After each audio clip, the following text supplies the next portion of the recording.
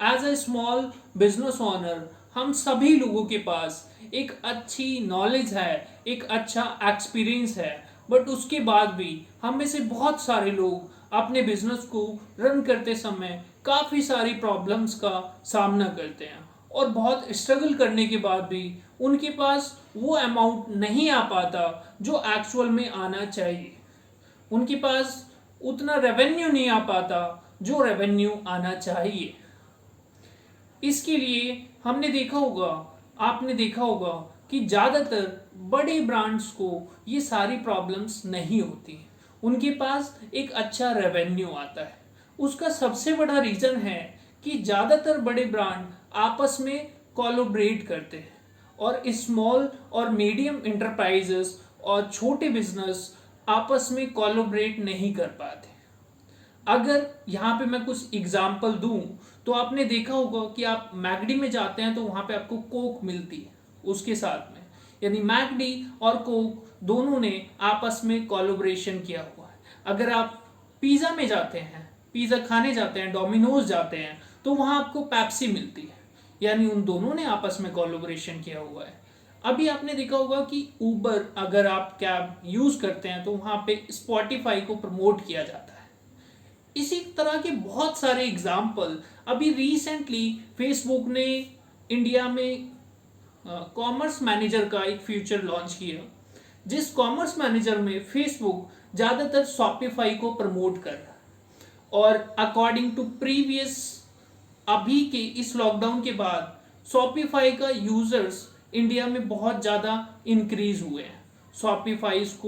Shopify को use करने वाले लोग काफ़ी ज़्यादा बढ़े हैं। क्यों? क्योंकि फेसबुक ने अपने एक फ्यूचर में उसको प्रमोट किया। इसी तरह से कोलैबोरेशन अगर हम छोटे बिजनेसेस और हम सभी लोग आपस में कर लें तो मुझे लगता है कि हमारा जो एडवर्टाइजिंग में, लीड जनरेशन में, मार्केटिंग में, सेल्स में जो इन्वेस्टमेंट हो रही है वो काफ़ी कम हो जाएगी। और इसमें अगर मुझे आपके थ्रू कोई फायदा हो रहा है या किसी भी बिजनेस को, मान लीजिए कि मैंने और आपने आपस में किसी भी प्रोडक्ट से रिलेटेड कोलैबोरेट किया और अगर मुझे आपके थ्रू कोई फायदा हो रहा है तो आपको भी मेरे थ्रू कोई ना कोई फायदा जरूर होगा। हर एक ब्रांड आपस में तभी कोलैबोरेट करते हैं तब उन दोनों को आपस में कुछ ना कुछ प्रॉफिट होता है और इसमें कोई पैसा नहीं लगता। इसमें बस आपका और सामने वाले का, कस्टमर, आपको अंडरस्टैंड करना पड़ता है कि मेरे कस्टमर आपके पास हैं और आपके कस्टमर मेरे पास हैं। एक्चुअल में हम सभी के कस्टमर एक दूसरे के पास हैं, बट हम उसको बहुत टाइम पे, अगर आप लीड जनरेट करते होंगे फेसबुक पे, आपके पास लीड आती होंगी, तो बहुत टाइम पे आपने देखा होगा कि आपके पास कुछ ऐसी लीड आती हैं जो आपके बिजनेस से रिलेटेड नहीं है। उसके बाद हम उन लीड्स को इग्नोर कर देते हैं, हम उन लीड्स को ऐसे ही छोड़ देते हैं, उन पे ध्यान नहीं देते। क्यों? क्योंकि वो हमारे बिजनेस से रिलेटेड नहीं है। अगर वो लीड्स को मैं किसी ऐसे पर्सन को दे दूं जिसके बिजनेस से रिलेटेड वो लीड है, तो हो सकता है कल को वो पर्सन के पास जब मेरे बिजनेस से रिलेटेड कोई लीड आएंगी तो वो भी मुझे दे दे।